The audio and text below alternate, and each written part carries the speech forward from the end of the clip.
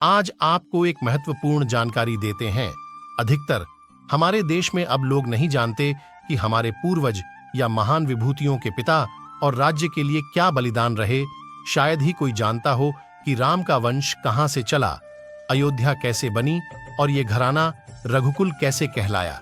पहले से ही अयोध्या में जोरदार तैयारियां चल रही हैं।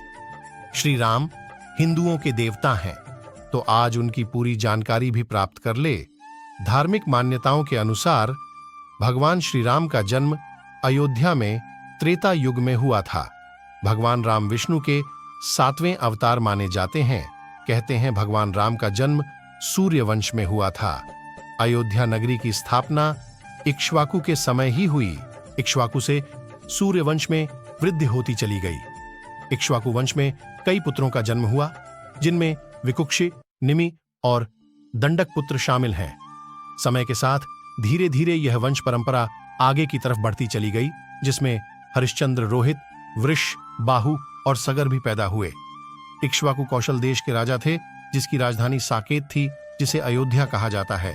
भगीरथ के पुत्र ककुत्स्थ हुए और ककुत्स्थ के पुत्र रघु का जन्म हुआ। रघु के जन्म होने पर ही इस वंश का नाम रघुवंश पड़ा, क्योंकि रघु बहुत ही पराक्रमी और ओजस्वी नरेश थे। रघु से उनके पुत्र प्रवृद्ध हुए। प्रवृद्ध से होते होते कई वंश चलते गए, जिसमें नाभाग हुए। फिर नाभाग के पुत्र अज हुए।